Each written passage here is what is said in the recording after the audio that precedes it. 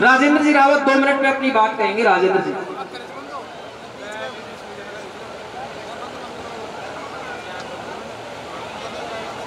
अभी मंच के माध्यम से इस मंच पर विराजे समस्त समाज के उन प्रतिष्ठित पुरुषों को मेरा इस मंच के माध्यम से प्रणाम है। मातृशक्ति की प्रतीक के रूप में एक मातृ जनप्रतिनिधि मंच पर बैठी हैं बहन मनीषा जी, उनको भी मेरा प्रणाम है। आप सब माताएं जो मंच के नीचे बैठी हैं और इस गर्म हवा में लू के थपेड़ों के बीच आप बैठी हैं, उनको मेरा प्रणाम है। आप सभी बुजुर्ग जो यहाँ बैठे हैं, उनको मेरा प्रणाम है।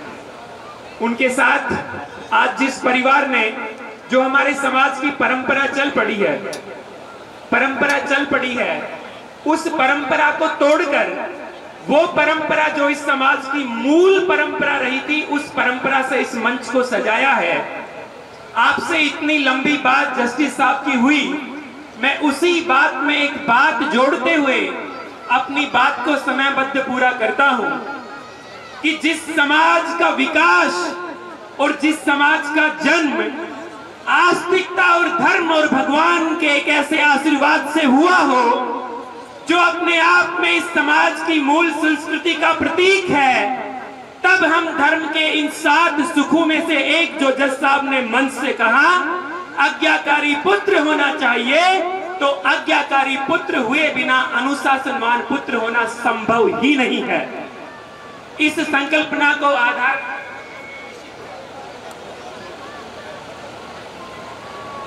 इस मूल विषय को मैं आपसे जोड़ते हुए कि जिस भगवान शंकर के साथ हमारा इतिहास जुड़ा है, जो इस धरती पर एक ऐसे महापुरुष के रूप में जन्मे, जिन्होंने गौ माता के महत्व को हम सबको संस्कृति के रूप में बताया। और जब हमारे देश में, इस पूरी दुनिया में इस प्रदूषण के नाम पर और औद्योगिकरण के नाम पर कुछ नहीं था, और जब गो ही धन कहा जाता था, उस गोधन का सबसे ज्यादा पालन करने वाला ये गुर्जर समाज था। और इस गुर्जर समाज में वीरता का ये गुण जो आया, वो भगवान शिव के एक सहचर्य के रूप में गाय को जंगलों के बीच शेर के सामने सकुशल चराकर अपने घर में वापस लाने के कारण से इसे वीर जाति कहा गया। इस वीरता के प्रतिमानों को इस वीर जाति ने अनेक बार स्थापित किया। जिस पेरियार बंधु की बात मंच के माध्यम से कही गई, उनके काम भी अपने आप में महत्वपूर्ण हैं, लेकिन इस समाज ने इतिहास में मुगलों को गाया और इस देश की कुछ सरकारों ने हमें गुलामी का इतिहास पढ़ा करके अपने शौर्य को जागृत होने से रोका। तब मैं कहता हूं कि छत्रपति शिवाजी महाराज का पालन पोषण करने वाली राजमाता जीजाबाई, जिसने अपने पुत्र को अपने हाथों से उस देश काल परिस्थिति में जो शिक्षा मिलनी चाहिए वो देने का काम खुद एक मां ने किया।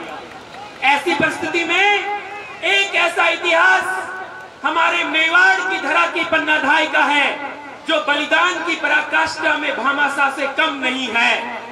भामाशाह ने जहां मेवाड़ के महाराणा प्रताप को अपनी संचित संपत्ति का सारा धन समर्पित करके सेना बनाने के लिए कहा, वहां पन्नाधाय ने अपनी कोख में 9 माह तक पले पुत्र को अपने बलिदान के लिए समर्पित करके मेवाड़ के राजत्व की रक्षा करने का एक बलिदान देकर के इतिहास के सामने इस जाति के त्याग और बलिदान के शौर्य को स्थापित किया।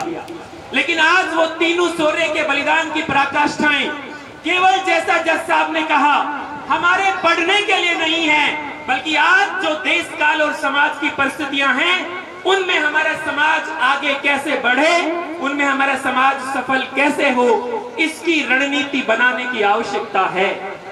और उस रणनीति में एक छोटा सा सूत्र आपके मध्य अपने अनुभव से छोड़ते हुए कि अपने बच्चों को चाहे आप मंदिर से भी मत हटाइए, अपने बच्चों को चाहे आप मूर्ति से भी मत हटाइए, लेकिन आप अपने बच्चों को मंदिर में जाकर भगवान हनुमान के वास्तविक गुण बताइए कि उन्होंने किस प्रकार से उस काल परिस्थिति में राक्षसों का वध करने का काम किया।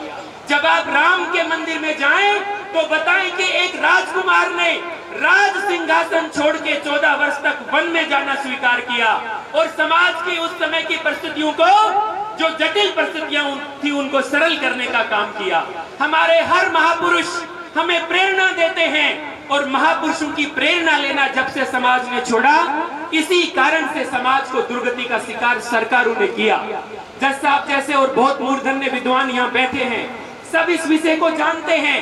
अंग्रेजों ने हमें टेररिस्ट टाइप कहा, आतंकी जनजाति कहा, और फिर जो सरकारें आई उन्होंने ही हमें इन थानागाजी के पहाड़ों की तरफ पलायन करने के लिए मजबूर किया। इसलिए आज समय है कि जो विपरीत परिस्थितियां सरकारों और सत्ताओं ने हमें दी, अपनी शिक्षा रूपी हथियार से, संस्कार रूपी हथियार से, और माता पिता दादा और दादी अपने बच्चों को अपने इतिहास के महापुरुषों की वीर गाथाएं सुनाकर सिखाकर आज के समय में एक सफल व्यक्तित्व बनाने में अपना योगदान दें। इस मंच के माध्यम से पुनः मैं उस परिवार का धन्यवाद ज्ञापित करता हूं जो हमारे समाज की आज एक परिपाटी बन चुकी है कि अपने महापुरुषों की, अपने पूर्वजों की मूर्ति लगाते वक्त फूहड़ नृत्य मंचों से होते हैं। उन नृत्यों की परंपरा को रोककर समाज की प्रतिभाओं को यहाँ से सम्मानित करने का अवसर मिल रहा है। पुनः मैं उस परिवार का, आप सभी जो जनता जनार्दन में समाज के सभी लोग बैठे हैं, उनका और इस मंच का धन्यवाद ज्ञापित करते हुए आज मुझे यहाँ इस समाज के इस कार्यक्रम में एक ऐसे अवसर के रूप में बोलने का अवसर किया। मैं पुनः आप सबका धन्यवाद ज्ञापित करता हूं और इस मूल सूत्र के रूप में कि माता गायत्री और भगवान देव नारायण के वंशज के रूप में हम वो जाति हैं जिसके पास अपने डीएनए में सारे वो गुण हैं जो एक सफल इंसान बनने के लिए चाहिए। बस हमें उनका उपयोग करना आना चाहिए।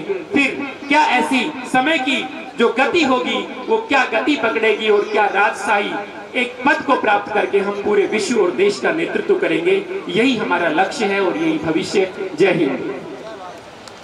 धन्यवाद।